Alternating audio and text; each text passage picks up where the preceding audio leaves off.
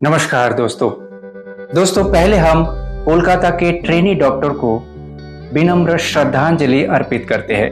भगवान उनकी आत्मा को शांति प्रदान करे और उनके परिवार को इतने बड़े शोक सहने की शक्ति प्रदान करे। दोस्तों, कोलकाता का घटना इंसानियत को शर्मसार कर दिया है। इस घटना ने एक बार फिर साबित कर दिया है कि हैवानियत का पराकाष्ठा क्या हो सकता है।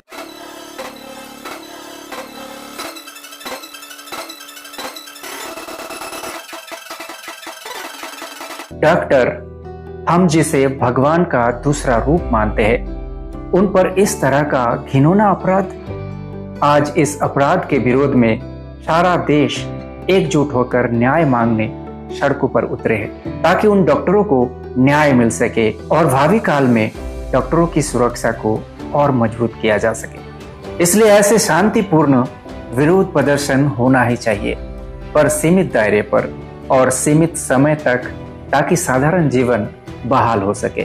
लेकिन क्या कभी हम इस विषय पर सोचे हैं कि ऐसे घटना बार बार क्यों घटती है?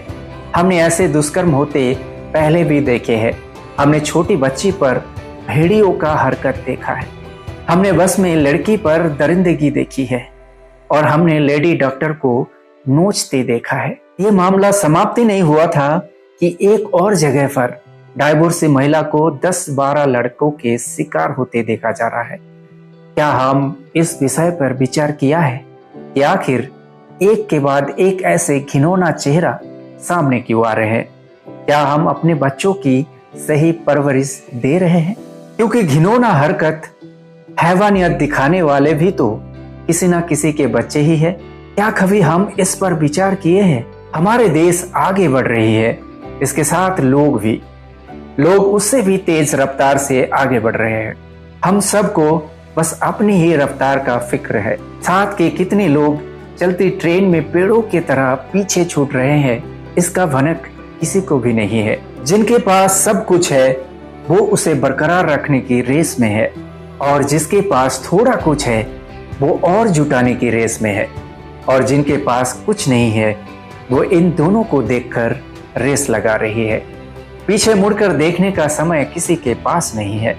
हम अपने बच्चों को मोबाइल थमाकर अपना परवरिश को ढीला छोड़ रखा है, और जब बच्चे को अपनी माता पिता का साथ ज्यादा महसूस हुआ, उसे मोबाइल के रूप में विकल्प माता पिता का सहारा मिला, जो कि बिल्कुल एक एरोप्लेन जैसा है, जिसे जानकर सीखकर डेस्टिनेशन तक लेकर भी जाया जा सकता है या फिर गहरे खाई में उतारा भी जा सकता है, जिससे वो सिर्फ खुद की बर्बादी नहीं करता बल्कि समाज की सुंदर ढांचे को चरमरा देता है। क्या हम अपने बच्चों के साथ बैठकर कुछ समय संस्कार पर बात किया है? क्या हम ये जानने की इच्छा की कि आज स्कूल में क्या क्या हुआ है, किन किन से मिले, नाश्ता किन किन से शेयर किया है? क्या हम किसी और के साथ कैसे पेश आना चाहिए, इस बात कर चर्चा किया? क्या हम किसी झगड़े को शांति से समाप्त करने की बात अपने बच्चों से की? हम तो और गर्व करते हैं जब हमारा बच्चा किसी और बच्चे को पीट कर आता है, हम उसे शाबाशी देते हैं, शाबाश बेटा शाबाश। क्या हम बच्चों को उसके दोस्तों की बर्थडे पार्टी में छोड़ने के बाद थोड़ा कुछ जानने का प्रयास किया है कि पार्टी में वो क्या क्या किए? क्या कभी उन्हें हमारे शास्त्रों की शिक्षा दिया?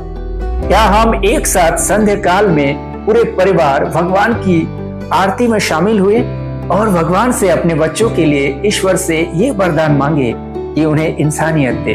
क्या हम शास्त्रों का पाठ बैठकर सुनाया?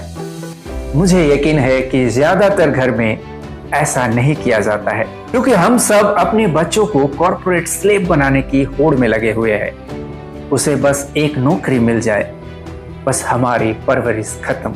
हम ये क्यों नहीं सोचते कि उसे जिंदगी जीना है, सिर्फ नौकरी नहीं करना है। उसके व्यवहार से ही लोग प्रेरित होंगे, चाहे वो अच्छे हो या बुरे। अगर हम शुरू से शुरू नहीं करेंगे तो शायद एक समय काफी देर हो चुके होंगे। इसलिए अपने बच्चों को समय दे, वो दिन भर क्या करता है, किससे मिलता है, ये जानने की कोशिश करे। बच्चों के सामने खुद रील देखने या फालतू वीडियो देखने ना लग जाए। ऐसे वीडियो देखें जिससे कि घर के आध्यात्मिकता बढ़े, बच्चों को प्रेरणा मिले, सात्विक भोजन पर ध्यान दें, घर के भोजन पर ही ज्यादा ध्यान दें। आप एक दिन दोस्तों के साथ उसे बाहर भेजेंगे तो ये उनकी आदत पड़ सकता है, इसका ध्यान रखें। बाहर कॉर्पोरेट उन्हें अपने ढांचे में लाने के लिए हर जगह हमें इशारा कर रहे हैं, इसका ध्यान रखें। एक को तो ये पता नहीं कि वे कब किस प्रोडक्ट की झांसे में और लत में पड़ चुके हैं। बच्चों की इंद्रियों को दमन करने की शिक्षा दे, फास्टिंग आदि का अभ्यास कराएं। क्या क्या इंफॉर्मेशन उनके दिमाग को खोखला कर रहे हैं, इसके विषय में ध्यान रखें। हमारे देश के महापुरुषों की किताब उन्हें दे, ताकि वे मटेरियल चीजों को पीछे छोड़ अध्यात्म के दीप को अपने अंदर जलाए रखें। ऐसा नहीं कि हमारे परवरिश उन्हें सिर्फ एक सीमित उम्र तक सीमित हो जाएगा, बल्कि उनका जीवन भर साथ रहेगा, चाहे वे कितने भी बड़े अधिकारी क्यों ना बन जाए। वे चाहे गांव, देश, विदेश या फिर दुनिया के किसी भी कोने में क्यों ना हो, हमारी परवरिश, संस्कार उसे सही मार्ग पर चलने में हमेशा साथ देता रहेगा। अगर आज आपने चूक गए तो आगे चलकर निर्भया, कोलकाता जैसे निर्मम, घिनौना हैवानियत के लिए सिर्फ और सिर्फ आप ही जिम्मेदार रहेंगे। हम चाहते हैं कि हमारा देश अपराध मुक्त हो और हम सभी के साथ सद्भावना रखें। यही कामना के साथ जय हिंद।